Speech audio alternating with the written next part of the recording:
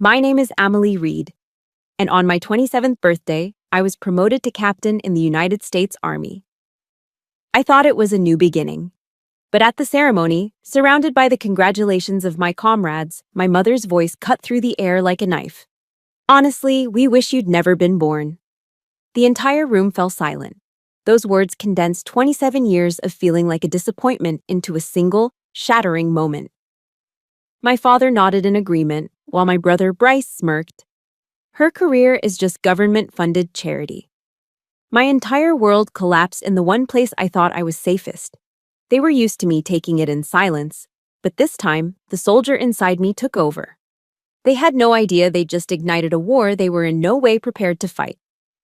Before you hear the rest of my story, let me know what time it is where you are in the comments below, and hit that subscribe button if you've ever been made to feel small by your own family while you were trying to rise.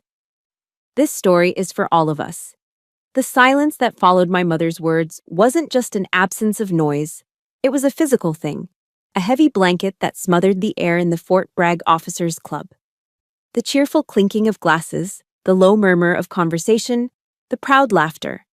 It all ceased to exist. It was as if the world had suddenly lost its sound, and all that remained was the high-pitched ringing in my ears. I felt the air get sucked from my lungs, leaving a hollow, aching cavity where my heart should have been. My dress uniform, moments before a source of immense pride, suddenly felt like a cage. 5 seconds. That's all it took. 5 seconds for my world to shrink to the polished wooden floor, the scent of stale bourbon, and the cold, absolute certainty of my own solitude. I could see the room through a sudden, strange haze.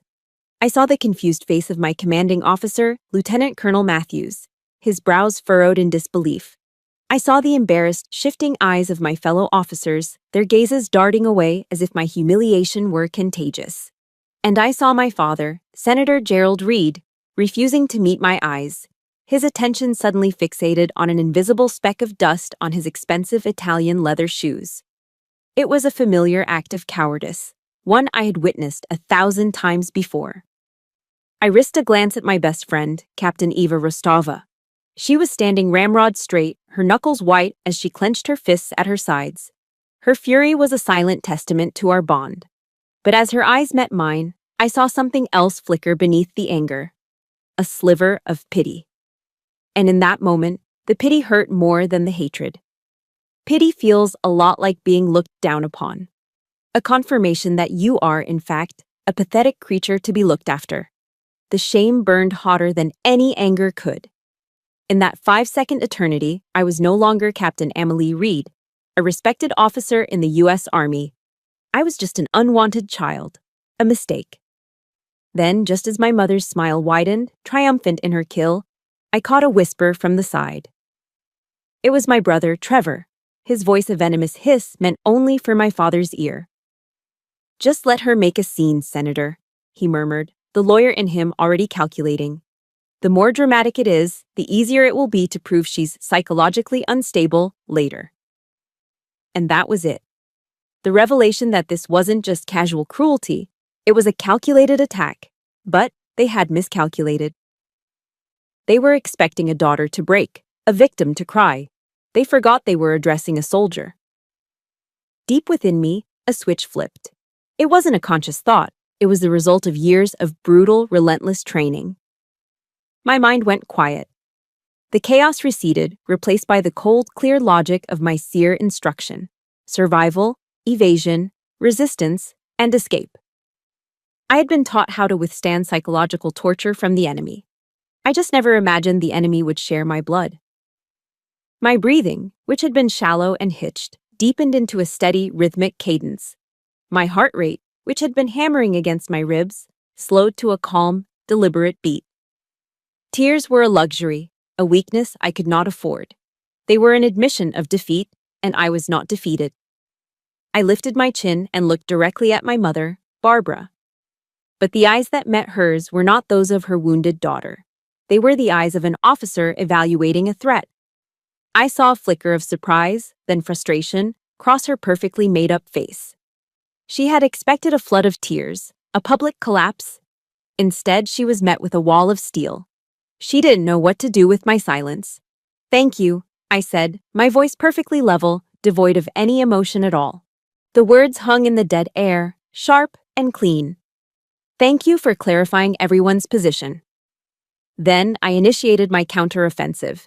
Ignoring my mother completely, I turned to face my father. My posture was perfect, my movements precise.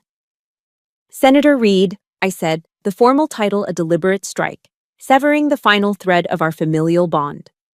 Every officer in that room knew the power of addressing someone by their rank or title instead of their name. It creates distance. It asserts authority. My father flinched, his face paling. He finally looked at me, his eyes wide with a dawning horror. "I require you to remove the rank you pinned on me," I stated. It was not a request. "Amelie, don't you dare make a scene," my mother hissed, her voice trembling with rage. I didn't even glance her way. My focus was locked on my father, my gaze unwavering. The room held its collective breath. For a U.S. senator to be dressed down by his own daughter, a captain, in a room full of military officers, it was unthinkable. He was trapped.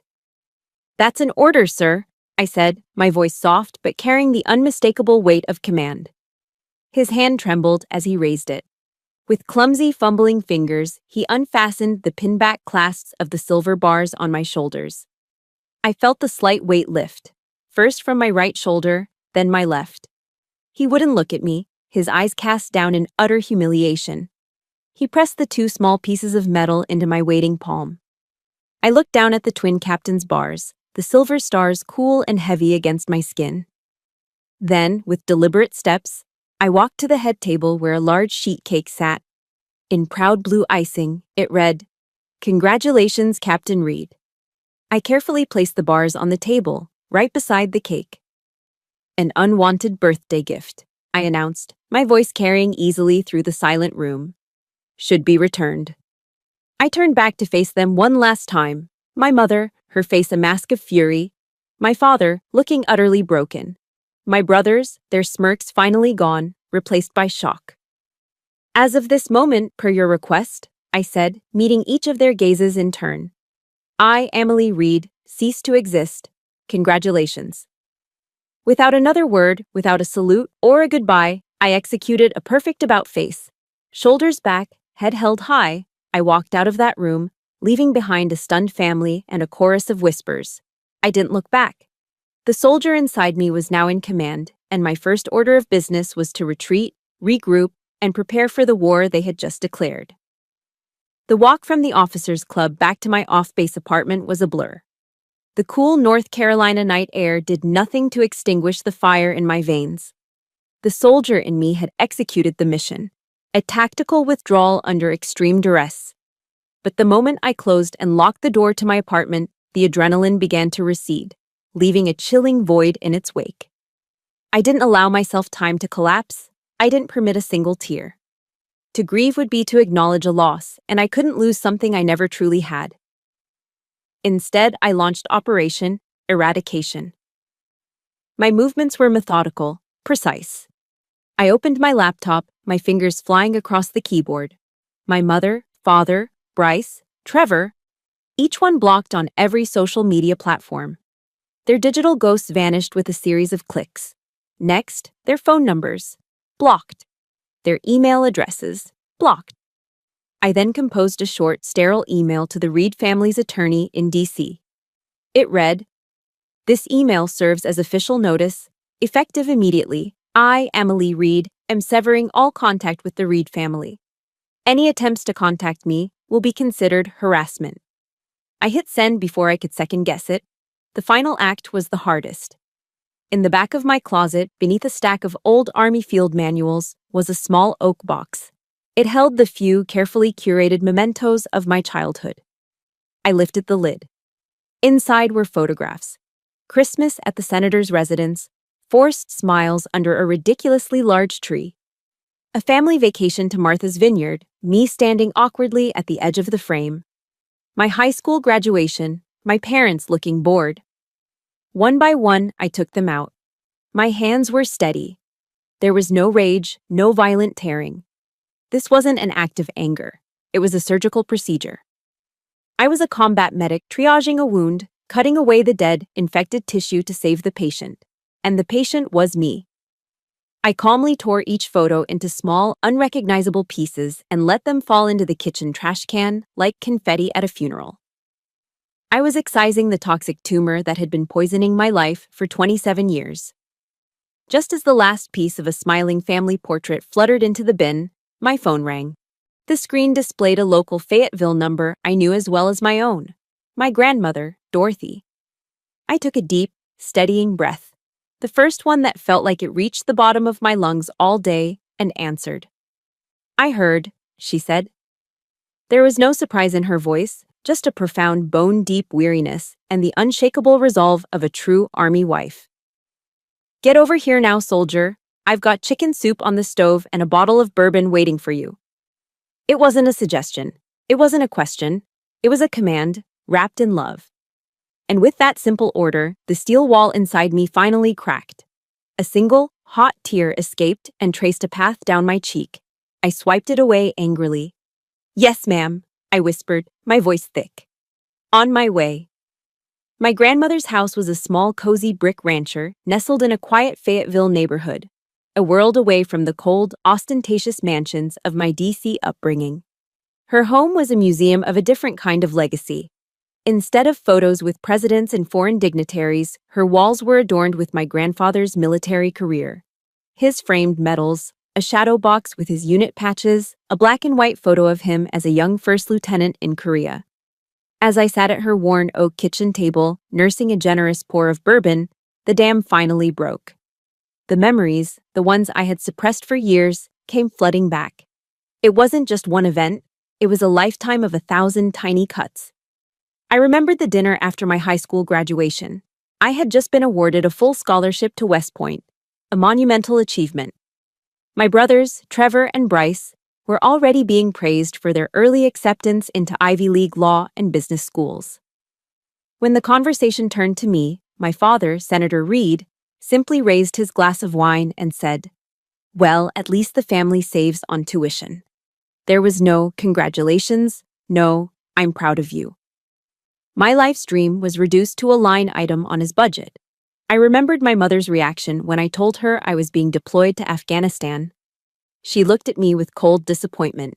"Just don't do anything stupid and get yourself killed in some godforsaken desert," she'd said. Imagine the embarrassment for the family. They never saw my service as a sacrifice. They saw it as a shameful rebellion, a deliberate choice to reject their world of power and wealth for one of dirt and duty. My medals for marksmanship, my commendations for leadership, they were dismissed as childish trinkets compared to my brother's stock portfolios and legal victories. My grandmother listened patiently, her expression unreadable, occasionally nodding as she stirred the soup. She'd heard versions of this story my whole life. When I finally fell silent, the bourbon warming my chest, she didn't offer empty platitudes. Instead, she stood up and walked over to a glass curio cabinet in the living room. From the top shelf, she retrieved a worn, velvet-covered box. She brought it back to the table and opened it. Inside, nestled on faded silk, lay my grandfather's purple heart and his silver star. "This," she said, her voice firm as she pushed the box into my hands, "is what this family is really about. Not expensive suits or fancy DC law offices. This." Her finger tapped the glass above the silver star. "Courage, sacrifice, honor." She looked me straight in the eye. "Your mother has forgotten that. She was so desperate to marry into power that she forgot where she came from. She forgot the daughter of a hero to become the wife of a politician." Her gaze softened. "She even tore up your West Point application, you know. I found it in the trash, taped it back together, and mailed it myself." The confession hit me like a physical blow. All these years, I thought I had defied them on my own. I never knew I had a silent ally, a force working in the shadows on my behalf. Before I left that night, I remembered something one of my instructors at West Point, a female colonel, had told our class of cadets. "They can attack your rank," she had said, her voice like granite. "They can attack your career. But you never, ever let them attack your honor." That is the only thing you truly own. My grandmother placed her hand over mine, her touch warm and steady. You, Emily, she said, her voice thick with a pride I had starved for my entire life, are his true legacy. I looked down at the medals, their metallic sheen glowing under the soft kitchen light. Then I looked at my grandmother, the steadfast matriarch of a forgotten dynasty of honor. For the first time in hours, a flicker of hope ignited in the cold darkness of my heart. This war, I realized, was not mine to fight alone. The next morning, for the first time in what felt like a lifetime, I woke up feeling something akin to peace. I had spent the night at my grandmother's house, sleeping in the small guest room that had once been my mother's.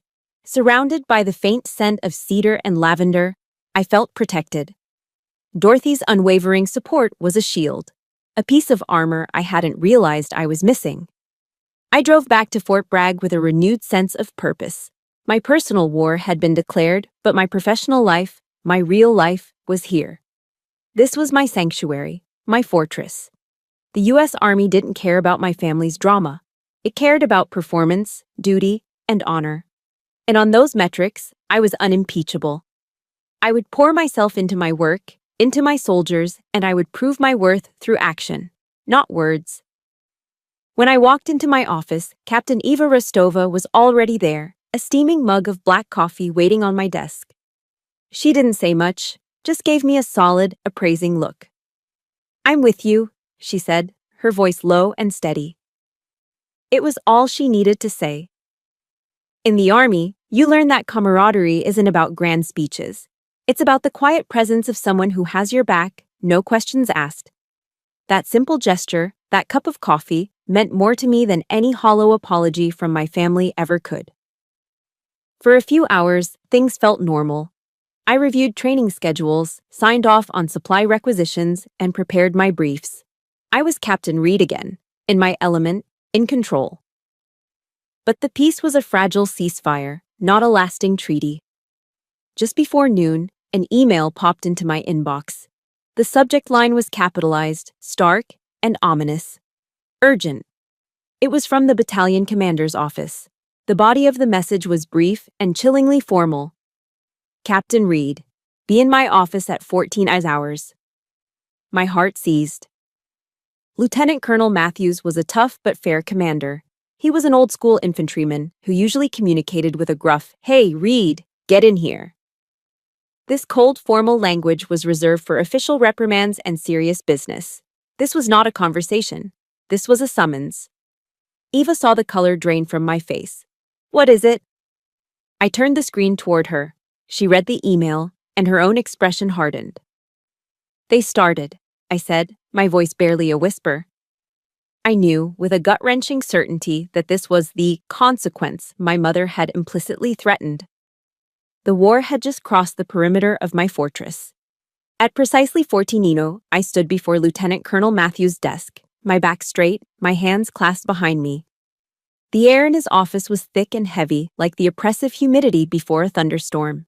He looked tired, older than he had just a day before, and he didn't waste any time with pleasantries. "I've just received a directive from the base inspector general's office," he said, his voice flat. He pushed a manila folder across his polished mahogany desk. It slid to a stop in front of me. "Anonymous letters have been sent, expressing grave concerns about your psychological stability and command fitness following the incident at your promotion ceremony." My blood ran cold as I opened the folder. My eyes scanned the typed pages, each word a carefully crafted piece of shrapnel. They didn't use overtly false claims. Instead, they twisted the truth with surgical precision. My decisive actions at the ceremony were painted as an unstable emotional outburst. My severing of contact was described as erratic and paranoid behavior. They were building a narrative, brick by insidious brick, of an officer on the verge of a breakdown. A liability to her unit, a danger to the soldiers under her command. But the most venomous part was a single, devastating paragraph. It accused me of unprofessional conduct, alleging a pattern of favoritism toward male soldiers and inappropriate, dismissive behavior toward the females in my platoon. It was a cowardly, brilliant strike. In the modern military, it was a career-killing accusation, a poison that tainted everything, almost impossible to disprove. It was an attack aimed directly at my integrity as a female leader. I looked up from the pages, my hands steady despite the fury raging inside me. I thought of the soldier's creed, a promise I had lived by every single day of my career. I will never quit. I will never leave a fallen comrade. Right now, the fallen comrade was my own honor, my own career, and I had to be the one to save it. I know this is bullshit, Reed, LTC Matthews said, breaking the silence. The frustration in his voice was palpable. Your file is spotless. Your evaluations are stellar. You are one of the best young officers I have. He leaned forward, his eyes locking with mine. But I can't ignore a formal complaint, especially not when it comes with a strong recommendation for review from certain high-level offices in D.C. He didn't have to say my father's name. We both knew the senator's reach was long. I believe you, Reed. But the Inspector General believes in paperwork, and someone with a great deal of power has made sure this paperwork looks very, very credible. The verdict came, swift and brutal. Your appointment as company commander is on hold, pending investigation, he said, each word a hammer blow. You're being placed on a period of command observation. Every decision you make, every order you give, will be under a microscope. One slip-up, one minor mistake, and your career in this battalion is over. He paused, letting the weight of his words sink in.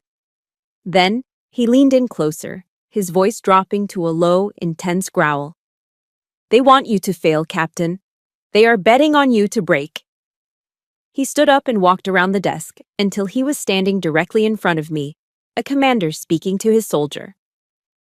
Don't give them what they want. His eyes were hard as flint. Prove them wrong, Captain. I snapped to attention. Hoo-ah, I said, my voice clear and unwavering. As I walked out of his office, the fortress of my career no longer felt like a sanctuary. It had become a battlefield. And I was surrounded. Accepting Lieutenant Colonel Matthews's challenge was like receiving a new mission order. The grief and shock were compartmentalized. The objective was clear: prove them wrong. Survival depended on it. That evening, Eva and I transformed my small apartment into a command center. We didn't talk about feelings, we talked strategy. With the precision of staff officers planning an operation, we worked the phones. We collected sworn, notarized statements from every officer and enlisted soldier who had witnessed the events at the ceremony. We compiled a detailed dossier, complete with character references and a point-by-point rebuttal of every slanderous accusation. I worked with cold, detached efficiency, channeling all my pain into the meticulous organization of facts. I was fighting for my reputation, my career, and my honor. And I would win this battle with the undeniable truth. By midnight, a comprehensive counterfile was emailed to LTC Matthews. Phase 1 was complete. I felt a sliver of control returning. That feeling lasted until I returned to my apartment after a grueling day of being observed on base. Taped to my front door was a stark white piece of paper, an official notice. My eyes scanned the legal jargon, but 3 words jumped out. Notice to vacate. The fine print gave me 72 hours to remove all my belongings. My heart plummeted. I fumbled for my phone and dialed my landlord, Mr. Henderson, an elderly veteran who had always treated me with kindness. He answered on the second ring, his voice strained and apologetic. Captain Reed, I'm so sorry, he stammered. I got a call. From your previous landlord. Said you were a disruptive tenant, loud parties, constant disturbances. My lease agreement has a clause. I stood there, speechless, the phone pressed hard against my ear. A previous landlord? I had moved here straight from the barracks. I'd never had a previous landlord in my life. It was a blatant, malicious lie, delivered with enough authority to scare a decent old man into evicting a soldier. My family hadn't just breached the fortress of my career, they had just blown up my home. Panic, cold and sharp, began to set in. With a 72-hour deadline hanging over my head, I sat in my car and tried to book a cheap motel room for a week, just to have a place to land. My credit card was declined. I tried again. Declined. I switched to my debit card. Declined. Confused and increasingly frantic, I opened my banking app. My breath hitched in my throat. The screen displayed my checking and savings account balances in glaring red. 0.00. Beneath the zero was a single, terrifying line of text. Account frozen due to suspected fraudulent activity. Every dollar I'd ever saved, my entire salary, was gone. Wiped out. A quick check of my wallet revealed $43 in cash and some loose change. In the span of a few hours, I had gone from a U.S. Army captain with a spotless record to a woman on the verge of being homeless and completely broke. I called the bank's fraud department, my voice shaking. A sympathetic-sounding woman put me on hold. When she came back, her tone was cautious. "Captain Reed, I see the report here. Your account was flagged for fraud and a request to freeze was submitted. Can you verify your location?" "I'm in Fayetteville, North Carolina," I said, confused. There was a pause and the sound of typing. "That's what I thought," she said, her voice dropping. "Ma'am, I'm probably not supposed to tell you this, but the IP address that filed the fraud report originated from the Hart Senate Office Building in Washington, D.C. The line went silent. She didn't need to say anything else. It was my father. He had used the power of his office to financially cripple his own daughter. I spent that night in my car, a beat-up old Honda Civic, parked in the far corner of a 24-hour Walmart parking lot. I reclined the driver's seat, the fabric smelling faintly of old coffee, and stared up at the sickly yellow glow of the parking lot lights. At around 2 a.m., a sharp rap on my window made me jump. A portly security guard shone a flashlight in my face. I had to show him my military ID, my face burning with shame, and explain that I wasn't a vagrant, that I was a captain, that I just had nowhere else to go. The humiliation was a physical weight pressing down on my chest.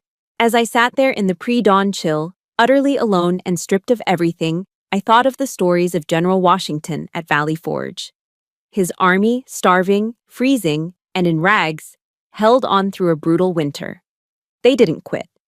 This was my Valley Forge. I had to survive this winter. Just as the first rays of sun began to pierce the darkness, my phone buzzed. It was my brother, Trevor. I almost didn't answer, but some morbid curiosity made me press the screen. His voice was smooth, arrogant, and dripping with satisfaction. "See, little sister, it can always get worse. Mom and Dad just want you to learn a little humility. Be a good girl, drive up to D.C., get on your knees, and apologize. Tell them you're sorry for being such a disappointment. All of this," he chuckled. "It will all disappear. Like it never happened." The condescension, the absolute certainty in his voice that he had won, that I was broken, ignited something in me. The despair that had been choking me for hours caught fire, burning away the fear and leaving behind a cold, hard rage. I took a slow, deliberate breath. If you are listening to this and you believe that family should be a safe harbor, not the storm that sinks your ship, please support me by hitting the like button and typing "You are not alone" in the comments below. Because in that moment, hearing your support is what I needed most. Then I brought the phone back to my ear. "Tell them," I said, my voice quiet but each word forged in ice, "that I would rather be court-martialed and starve to death on the street than ever have to look at their faces again." I hung up. There would be no retreat. There would be no surrender. This was no longer a battle. This was a war of annihilation. A few days after my final defiant phone call with Trevor, the killing blow landed. The summons this time wasn't to my battalion commander's office. It was to brigade headquarters. The moment I stepped inside the colonel's office, I knew this was different. The sympathetic frustration I had seen in LTC Matthews's eyes was gone, replaced by the cold, impartial mask of military justice. There was no preamble. A formal charge had been filed against me under Article 133 of the Uniform Code of Military Justice. Conduct unbecoming an officer. It was a charge that could end a career, strip a soldier of their rank, benefits, and honor in one fell swoop. The evidence was laid out on the table. It was a series of anonymous emails sent to the command, But the centerpiece of the accusation was a chain of forged communications. They were presented as PDFs, perfect replicas of internal army emails between myself and one of my sergeants from my tour in Afghanistan. The emails detailed a conspiracy where I allegedly falsified an after-action report to cover up the loss of a multi-thousand-dollar piece of night vision equipment. As I stared at the forged documents, I felt a sickening sense of recognition. This had my brother Bryce's fingerprints all over it. His tech genius twisted into something monstrous. The emails were horrifyingly convincing. They even included a few of my common typos and a nickname I used for my sergeant, Sarge. It showed a level of meticulous, cruel observation that turned my stomach. This wasn't just an attack. It was a character assassination designed to destroy the very core of my identity, my honor as an officer. The consequences were immediate and brutal. An official AR-15-6 investigation was launched. I was suspended from all duties, effective immediately. In a sterile, humiliating procedure, I was escorted to my office to turn in my sidearm, my keys, and my common access card. In the eyes of the army I'd sworn to serve, I was no longer a trusted leader. I was a suspect. News travels fast on a military base. As I was escorted off post, I felt the stares. I heard the whispers, the curious glances, the sudden silences as I walked by. It was like I was wearing an invisible scarlet letter. I was no longer just Amelie Reed.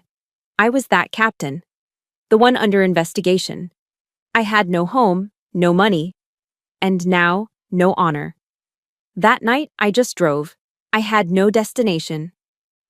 The neat, orderly streets of Fayetteville blurred into a meaningless sprawl. My beat-up Honda Civic was my only possession, my only shelter. Eventually, I found myself parked in front of a small, quiet church on the outskirts of town. I wasn't religious. I wasn't looking for God. I was just looking for a place where the silence was deeper than the noise in my own head. I slipped inside and sat in the last pew, enveloped by the cool, dark stillness. And there, in the silent witness of the empty pews, I finally let myself break. The soldier, the captain, the fighter. She was gone. All that was left was a girl who had lost everything. The sobs that racked my body were silent, guttural things. The soundless screams of a person who had been utterly and completely betrayed. They didn't just want me to fail. They wanted to erase me from existence, to turn my name into a cautionary tale, a stain on the history of my unit. And in that moment, in the dark of that anonymous church, I felt like they had won. Just as I was about to be completely consumed by the despair, a gentle hand landed on my shoulder. I flinched, looking up through blurry eyes. It was Eva, and standing right behind her, my grandmother Dorothy. Eva had tracked my phone. "Knew I'd find you here," my grandmother said softly, her voice a comforting anchor in the storm. "Come on, soldier, the battle's not over yet." They didn't ask questions. They didn't demand explanations. They simply flanked me like a presidential honor guard and led me out of the church and back to my grandmother's house. Eva immediately went to the kitchen and started making a pot of soup. My grandmother picked up the phone. "Carol, it's Dorothy," she said, her voice now sharp with purpose. "I've got something for you. Something important." They didn't let me drown in my misery. They pulled me from the water, wrapped me in a blanket, and began to prepare me for the fight to come. My grandmother hung up the phone and came over to where I was sitting, a hollowed-out shell on her sofa. She took my hand. "A woman is like a tea bag," she said, quoting Eleanor Roosevelt. "You can't tell how strong she is until you put her in hot water." She squeezed my hand. "You, my dear, are in boiling water. It's time to show them how strong you are." The next morning, Carol Jensen was sitting in my grandmother's living room. She was a top civil attorney from Raleigh, a sharp, no-nonsense woman with a shock of silver hair and eyes that missed nothing. She listened to the entire story, from my 27th birthday to the falsified emails, her expression unreadable. She examined every piece of paper, every timeline, with the focused intensity of a hawk. When I finished, she didn't offer sympathy. She didn't say, "I'm so sorry for what you've been through." She looked me dead in the eye, a cold, predatory smile touching the corners of her lips. "This is a targeted harassment campaign," she declared, her voice like ice. A textbook case of intentional infliction of emotional distress. Your JAG lawyer can handle the 15-6 investigation. They play by the Army's rules. She leaned forward, her eyes glinting. I, on the other hand, will handle the part where your family pays for every dollar they cost you, for every tear they made you cry, and for every second of sleep they made you lose. She tapped a manicured finger on the table for emphasis. We're going to sue them. With Carol Jensen's declaration of war, my fight for survival shifted. It was no longer a lone, desperate defense. It was now a coordinated, two-front counteroffensive. On the military front, my JAG-appointed lawyer, a sharp young captain, began dismantling the case against me. The tide truly began to turn with the arrival of Major Hayes, my old company commander from Afghanistan. He was a salt-of-the-earth infantryman from rural Colorado, a man whose integrity was as solid as the Rocky Mountains. When he heard what was happening, he bought a plane ticket with his own money and flew to Fort Bragg without a moment's hesitation. I will not stand by and let one of my best officers be destroyed by lies, he stated bluntly to the investigators. Captain Reed's honor is a reflection of our unit's honor, and I'm here to defend it. His unwavering testimony, combined with the Army's own cyber forensics team finding digital fingerprints on the forged emails that proved they couldn't have originated from any of my devices, began to poke serious holes in the prosecution's narrative. For the first time, I saw a glimmer of hope for my career. Meanwhile, on the civilian front, Carol Jensen and her private investigator began their own deep dive. They weren't looking for character flaws, they were following the money. Carol's strategy was simple. When a powerful family acts this irrationally, the motive is almost always desperation. My own story, that of a lifelong disappointment, didn't quite fit the sheer viciousness of their attack. Carol was looking for the real reason. In the midst of this tense, nerve-wracking waiting game, I received a call from a number I didn't recognize. It was my Uncle Frank, my father's younger brother. Our relationship had always been distant. In the Reed family hierarchy, Frank was the forgotten one. A quiet, unassuming CPA from Baltimore, completely overshadowed by his powerful senator brother. Amelie, he said, his voice urgent and low. I need to see you. Alone. It's important. It's about why they're doing this to you. We met at an old-school diner off a forgotten highway between Fayetteville and Raleigh. It was the kind of place with cracked vinyl booths, a jukebox playing classic rock, and the comforting smell of coffee and bacon grease hanging in the air. Public, yet anonymous. Uncle Frank looked nervous, constantly glancing over his shoulder. He slid a thick file folder across the sticky tabletop. Your parents, he began, his voice barely above a whisper. They're broke, Amelie. Completely bankrupt. I stared at him, confused. What are you talking about? They're the Reeds.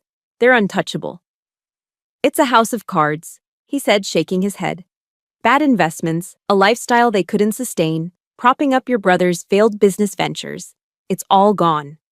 They're millions of dollars in debt. The senator's reputation is the only thing keeping the creditors at bay. He had discovered the truth accidentally while handling a small piece of their tax filings, a task they had thrown his way like a scrap from the table.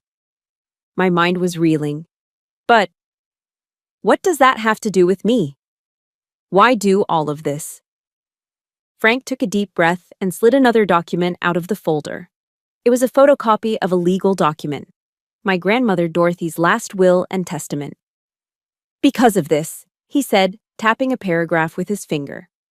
My eyes scanned the words. My grandmother, in her infinite wisdom and foresight, had structured her will to bypass her own daughter. My mother, Barbara, was to receive 20% of her considerable estate. My brothers were to receive small trusts. But 50%, half of everything, was left directly to me. They can't touch your grandmother's money while she's alive, Frank explained, his voice heavy with disgust. Their plan?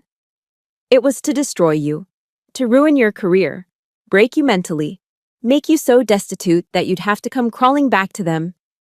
They wanted to have you declared mentally incompetent, make themselves your legal guardians, and gain control of your inheritance the moment your grandmother passes. I just sat there, staring at the numbers on the page. The clatter of plates and the low hum of the diner faded into nothing. And suddenly, everything made a horrible, perfect sense. The public humiliation, the escalation, the attacks on my home, my finances, my honor. It was never about me being a disappointment. It was never about my choices. It was because I was a multi-million-dollar life raft and they were drowning. The pain of that betrayal was immense, a deep, crushing weight. But underneath it, something else stirred. It was the sound of a 27-year-old chain shattering. The suffocating burden of, "I'm not good enough," the voice that had whispered in my ear my entire life, finally went silent. I wasn't the problem. Their greed was the problem. The anger inside me was no longer a wild, desperate rage. It transformed. It became a cold, focused flame. I felt like the Aaron Brockovich of my own life story. A regular person who had just been handed the key piece of evidence to bring down a powerful, corrupt entity. Have you ever had a moment where everything suddenly clicked and you finally understood the real reason behind someone's cruelty? If you have, please hit the like button and just type "the truth" in the comments. It's a moment of clarity that changes everything. I looked up from the documents and met my uncle's worried eyes. The quiet accountant, the family afterthought, had just done the bravest thing I'd ever witnessed. "Thank you, Uncle Frank," I said, and my voice was the calm, steady voice of a soldier again. "You just handed me the silver bullet I needed." I gathered the papers, my hands no longer shaking. I left the diner with a new mission objective. This was no longer just about defense. It was time to bring the truth to light. I pulled out my phone and dialed Carol Jensen's number. When she answered, I didn't waste time. "I've got it, Carol," I said. "I've got the motive." I could almost hear her smile through the phone. I took a deep breath and asked the question that would set the next phase of the war in motion. "So what do we do now?" Carol Jensen didn't believe in defensive warfare. Inspired by General Ulysses S. Grant's philosophy of total war, her strategy was one of relentless, overwhelming assault on all fronts. With the truth as our weapon, we launched Operation Thunderbolt. The Reed family fired the first shot after learning I'd retained counsel. It was a vicious, preemptive strike. They filed a petition for conservatorship over my grandmother Dorothy, claiming she was senile and being unduly influenced by a disturbed granddaughter to steal the family fortune. They walked into the preliminary hearing with the smug confidence of people who had never lost. But they had severely underestimated Carol Jensen. She was prepared. She not only presented a recent, comprehensive psychological evaluation declaring Dorothy to be of perfectly sound mind, but she also introduced the financial documents from Uncle Frank. She painted a clear picture for the judge. This wasn't about a concerned family protecting their matriarch. This was about a bankrupt son and daughter-in-law making a desperate grab for money. The judge dismissed their petition with a stern warning to my mother about committing perjury. The Reeds left the courtroom looking stunned, their first assault easily repelled. Their wall of steel had just shown its first crack. The main event was the hearing for the permanent restraining order I'd filed against them. My family arrived in force, a united front of tailored suits and arrogant smirks, with Trevor acting as their legal counsel. The air in the courtroom was thick with tension. My mother, Barbara, took the stand first. She began her performance, dabbing at her dry eyes with a silk handkerchief, her voice trembling as she spoke of her deep and abiding concern for her daughter's fragile mental health. "I just want my little girl back," she whispered, a perfect imitation of a heartbroken mother. Then it was Carol's turn to cross-examine. She approached the stand with a calm, almost serene demeanor. "Mrs. Reed," she began, her voice polite, "you've testified to your profound concern for your daughter. Could you please tell the court the last time you telephoned Captain Reed just to see how she was doing prior to the incident at her promotion?" Barbara froze. Her mind raced, her eyes darting around the room, searching for an answer that wasn't there. The silence stretched. 1 second. 3. 5. I can't recall the exact date," she finally stammered. "Perhaps I can help," Carol said, pulling out a file. "According to Captain Reed's phone records, it was 6.5 months ago. Does that sound correct?" My mother's face flushed a blotchy red. the mask was slipping. Trevor, seeing his star witness faltering, tried to regain control during his turn to question me. He strode confidently before the judge. "Captain Reed," he began, his voice dripping with condescension. "Isn't it true that you are currently suspended from your duties? That you are under a formal investigation? Doesn't that suggest a pattern of instability?" Before I could answer, Carol stood. "Objection. Counsel is mischaracterizing the situation." "I'll rephrase," Trevor said with a smirk. "Captain Reed, are you or are you not currently deemed unfit for command?" Following Carol's coaching, I met his gaze without flinching. "My suspension does not prove that I am unstable, Trevor," I said, my voice cold and clear. "It proves that a sitting United States Senator abused his power to launch a fraudulent investigation against a commissioned officer in the U.S. Army. A fact that I am sure the Senate Select Committee on Ethics would be very interested in exploring." A collective gasp went through the courtroom. Trevor's face went white. Beside him, my father looked like he had been physically struck.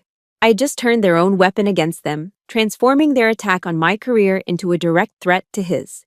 But Carol saved her most devastating weapon for last.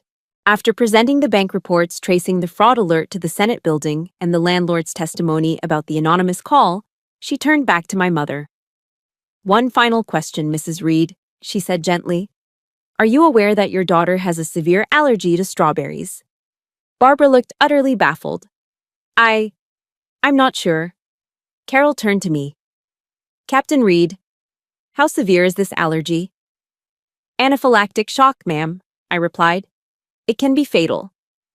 Carol faced the judge, her voice ringing with quiet authority. "Your Honor, we have a mother here who claims to be consumed with worry for her daughter's well-being, yet she is unaware of a basic medical fact that could kill her. That is not concern. That is negligence." And that's when the Queen finally lost her composure. "She's an ungrateful child," Barbara shrieked, jumping to her feet and pointing a trembling finger at me. "After everything we gave her, she should have known her place." The courtroom erupted. The carefully constructed facade of the concerned, loving family had been shattered, revealing the ugly, tyrannical truth beneath. The judge slammed his gavel down. "Order! Order! That's enough, Mrs. Reed." The permanent restraining order was granted. 500 yards. No phone calls, no emails, no contact of any kind, direct or indirect. The wall had crumbled. Facing the impending civil lawsuit for harassment, the threat of Trevor being disbarred, and the political time bomb I had just armed, the Reed family finally surrendered. Their lawyer contacted Carol with an offer of unconditional capitulation.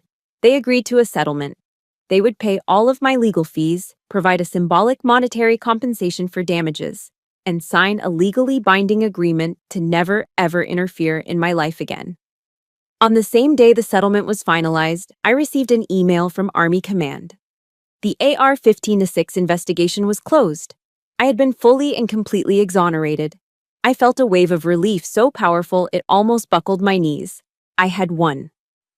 But as I read further down the email, a single sentence sent a chill down my spine.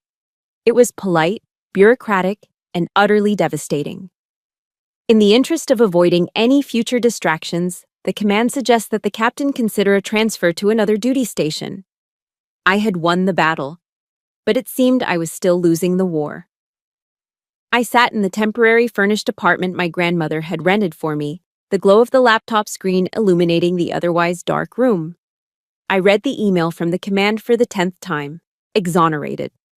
The word felt both monumental and hollow. I had won. My family was defeated, bound by law to stay away from me. My honor, in the eyes of the military justice system, was restored. But there was no triumphant celebration, no joyous release. There was only the bitter aftertaste of that final sentence. Consider a transfer to another duty station. It was polite, bureaucratic army speak, but the message was crystal clear. You are a problem, and we want the problem to go away. I had fought tooth and nail, exposed the corruption, and won on every single front, only to be told that I was the distraction. I was the one who had to leave. The sheer injustice of it settled in my bones, a deep and profound weariness. I had protected the integrity of the system, and in return, the the system was quietly showing me the door. In that moment of quiet reflection, I picked up a worn copy of Marcus Aurelius's Meditations that I kept on my nightstand.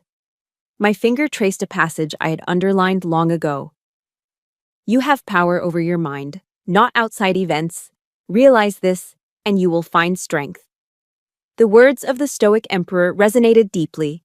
I couldn't change the command's decision or the political calculations behind it, but I could control my response. It was then that I realized the bitter truth. Even with my name cleared, I would forever be marked here at Fort Bragg.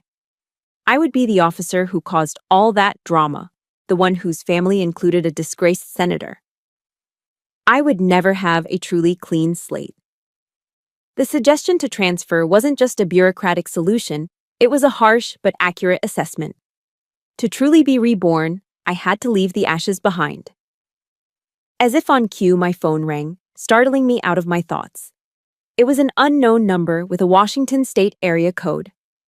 I almost let it go to voicemail, but something made me answer.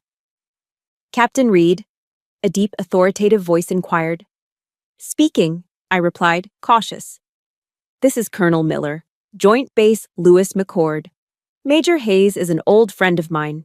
He told me your story. I held my breath, my heart suddenly pounding. Lewis McCord, on the other side of the country. Your record is exemplary, Captain, the colonel continued, his voice resonating with genuine respect. And your resilience. Well, that's even more impressive. I have a company here that's been through some rough leadership.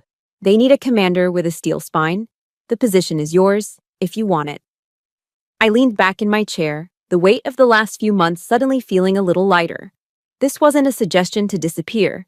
This wasn't a consolation prize. This was a recruitment.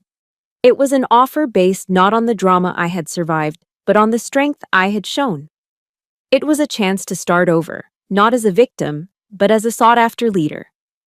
I looked out the window, toward the setting sun. North Carolina was my past, a battlefield I had conquered but was now leaving behind. The Pacific Northwest, Washington State. That was the future. A promised land. Colonel, I said, and my voice was filled with a confidence and energy I hadn't felt in months. I would be honored to accept. The decision was made. A tactical retreat was not a defeat. It was a strategic redeployment to a better battlefield. I immediately began the complex process of a permanent change of station, a PCS. My life was suddenly a whirlwind of checklists and paperwork, a familiar and comforting chaos. My grandmother Dorothy, beaming with undisguised pride, gave me what she called a logistical support package. It was a check for $50,000. So you have a solid start, she said, pressing it into my hand. Dependent on no one. My last week at Fort Bragg was a blur of goodbyes. The most poignant moment came unexpectedly. My old unit, the soldiers I'd been forced to leave behind, threw me a secret farewell barbecue at a local park. My former first sergeant, a gruff man who rarely showed emotion, presented me with an American flag that had flown over the base, its edges signed by every soldier in the company. Ma'am, he said, his voice thick, you taught us that the toughest battles are sometimes the ones fought right here at home. You're the kind of commander we'll tell stories about for years. Looking at the faces of my soldiers, seeing their respect and loyalty, I knew I had already won the only victory that truly mattered. On my final day, as I packed the last of my boxes, a small, unexpected package arrived by courier. There was no return address. Inside, nestled in tissue paper, were the silver captain's bars my father had stripped from my shoulders. Tucked alongside them was a single, spiteful note scrawled in my mother's elegant handwriting. You think you've won, you little bitch? I looked at the bars, then at the note. I felt nothing. No pain, no anger. Just a profound sense of pity for a woman so consumed by her own bitterness that this was her final, pathetic shot. I calmly took the note and the silver bars and placed them in an old, empty box. I sealed it shut with a strip of packing tape. The past was now officially contained. I picked up a map of the United States and unfolded it on the floor, tracing the long road from Fayetteville, North Carolina, to Joint Base Lewis McCord, Washington. My eyes were fixed on the Pacific Northwest. A new front was waiting. Life at Joint Base Lewis McChord, nestled in the lush, evergreen forests of Washington state, was more than a new beginning. It was a resurrection. The air here felt cleaner, the sky seemed bigger, and for the first time in my life, I felt like I had the space to simply breathe. I threw myself into my new command, and I thrived. The soldiers in my company, a gritty and capable unit that had been yearning for steady leadership, responded to my fairness and decisiveness. My past, once a source of crippling shame, had forged me into a better leader. I was more empathetic, more attuned to the morale of my troops, because I knew what it felt like to be at rock bottom. My life found a rhythm that was peaceful and fulfilling. I found a real family in the easy camaraderie of my fellow officers. We spent weekends hiking the majestic trails of Mount Rainier, the sheer scale of the landscape putting my old troubles into perspective. We had backyard barbecues that filled the cool summer evenings with the smell of grilled burgers and the sound of easy laughter. I was no longer just surviving, I was flourishing. I even started dating.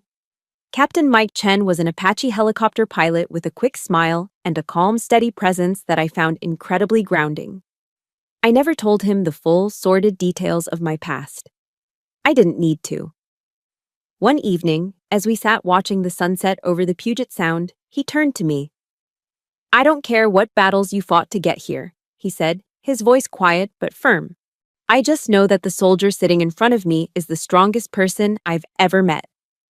In that moment, being seen for who I was, not for the wounds I carried, felt like the final piece of healing I never knew I needed. For 18 months, my life was a picture of peace, success, and genuine happiness. I had made it. I was safe. And then one evening, a ghost from my past slipped through the digital fortress I had so carefully constructed. An email, somehow bypassing every filter and firewall, appeared in my inbox. The sender was Trevor. The subject line was a single, chilling phrase. About Mom. My heart did a painful lurch. For a moment, I was tempted to delete it without reading, to vaporize it before its poison could touch my new life. But I couldn't. I clicked it open. The email was short, clinically so. It informed me that my mother, Barbara, had been diagnosed with terminal pancreatic cancer. The doctors had given her a few months, at best. The email ended with a final, manipulative twist. "The doctors say her state of mind is critical. Perhaps a word of forgiveness from you would be the best medicine." Just like that, the past I had buried was clawing its way out of the grave. A wave of old, conditioned responses washed over me. The guilt, the sense of duty, the deeply ingrained feeling that a child, no matter what, owes their parent a final goodbye. Could I live with myself if I refused a dying woman's last wish, even if that woman had tried to destroy me? The serene landscape of my new life was suddenly clouded by the fog of an old war. But the soldier I had become doesn't act on raw emotion. The first step in any operation is to gather intelligence. I put down my laptop, took a deep breath, and called the one source I knew I could trust. My grandmother Dorothy answered the phone. I explained the email, my voice more clinical than I felt. She let out a long, weary sigh that seemed to carry the weight of years. "It's true, Amelie," she confirmed, her voice heavy. "She's sick, very sick." There was a pause. "But she hasn't changed. She's been pressuring me every day, telling me that if I don't change my will and write you out, she'll die without peace. She's using her illness as her last and final weapon." The truth, as harsh and ugly as it was also liberating. It was the intelligence I needed. This wasn't a genuine plea for reconciliation. It wasn't a deathbed repentance. It was one last, desperate attempt at manipulation. My mother wasn't asking for forgiveness. She was making a final play for the money. That brutal clarity solidified my resolve. My new mission, the one I had built my entire life around for the past 18 months, was to be a good leader, a good partner, and a happy, healthy person. Returning to that toxic battlefield would jeopardize that mission. And a good soldier never jeopardizes the mission. I sat down at my computer and began to compose a reply to Trevor. The words were formal, polite, and as unbreachable as a fortress wall. I expressed my sincere regret for his mother's diagnosis and wished her peace in her final days. I then stated, clearly and without apology, that my duties and my life were here in Washington with my soldiers. I would not be returning. I ended the email with a single, declarative sentence that was as much for me as it was for them. I have chosen my peace and my honor. I hit send. Then I went into my email settings, created a new filter, and permanently blocked all future correspondence from his address. Click. The last door to my past was closed, locked, and sealed forever. I had completed my final tactical withdrawal. I was, at long last, completely and utterly free. 3 years later. The air in the Eisenhower Auditorium at the U.S. Army Command and General Staff College in Fort Leavenworth, Kansas, hummed with the quiet energy of the nation's best and brightest. I stood at the podium, looking out at a sea of faces, my peers, the future leaders of the Army. And for the first time in my life, I knew, without a shadow of a doubt, that I belonged. I was Major Amelie Reed now. I wasn't just a survivor of a brutal family war, I was a rising star. My presentation, titled Resilient Leadership in Psychological Warfare Environments, had been met with a standing ovation. I hadn't used charts or graphs filled with impersonal data. I had used my story. I had taken the ugliest, most painful parts of my life and transformed them into lessons on integrity, resilience, and the true meaning of honor. My scars were no longer things to be hidden. They were my credentials. My pain had been forged into wisdom. After the presentation, as I was gathering my notes, a young female lieutenant approached me hesitantly. I recognized her immediately. She'd been a fresh second lieutenant in my company back at Lewis McChord. "Ma'am," she began, her eyes shining with an earnest intensity, "I just wanted to thank you. I was thinking about getting out of the Army next year. But then I saw what you went through, how you stood your ground and never compromised who you were. You made me realize that I could overcome anything too. You're the reason I decided to stay in." Her words hit me with a force that no enemy ever could. In that moment, I understood. My greatest victory wasn't in a courtroom in North Carolina. It wasn't in a settlement agreement or an exoneration email. It was here. It was in the determined eyes of this young officer. Later, I was approached by another familiar face. It was my cousin, Uncle Frank's daughter, now a confident young woman whom I hadn't seen in years. She threw her arms around me in a fierce hug. "I heard the whole story from my dad," she whispered, her voice thick with emotion. "Amelie, because of you, I found the courage to leave my abusive husband. You showed me that I had the right to choose peace for myself. You saved me." I was stunned. I had been so focused on my own war, my own survival, that I never realized the ripples my battle had created. My fight for myself had inadvertently become a beacon for others, a small flame of defiance that had ignited courage in people I didn't even know were watching. My legacy wasn't something I needed to build. It was something that had been growing in the shadows all along. That evening, in the quiet of my temporary quarters, I opened the small sealed box I had carried with me from Fort Bragg. Inside lay the 2 silver captain's bars, symbols of my deepest humiliation, and my mother's hateful note. I picked them up. The sharp edges no longer felt painful. The hateful words were just ink on paper. They had lost their power over me. From my uniform case, I took out the polished gold oak leaves of my new rank, Major. I placed them on the desk, right next to the tarnished captain's bars. The old rank was not a symbol of shame anymore. It was a memorial. It was a reminder of the fire that had forged me, the battle that had defined me, and the victory that had freed me. It was a part of my story. Then I picked up the phone and called home. My real home. "Grandma, it's me," I said, a smile spreading across my face. Dorothy's voice came through the line, as warm and proud as ever. "I hear you knocked him dead out there in Kansas, Major," she chuckled. We talked for nearly an hour. We didn't speak of the past, of the Reeds, or of the war. We spoke of the future. Of my plans after graduation, of her upcoming visit. Our conversation was filled with easy laughter and an unconditional love that was as natural as breathing. This was my family. This was my truth. My story ends here, but my life is just beginning. It concludes with a simple, quiet image. It is me, Major Amelie Reed, standing in front of the mirror in my full dress uniform. The medals on my chest, the Bronze Star, the Meritorious Service Medal, gleam under the light. But they are not the brightest things about me. The brightest thing is my reflection. I see a woman who is confident, not arrogant, a leader who has been tested by fire and emerged stronger, not harder. I see the living embodiment of the 7 Army values I swore to uphold: loyalty, duty, respect, selfless service, honor, integrity, and personal courage.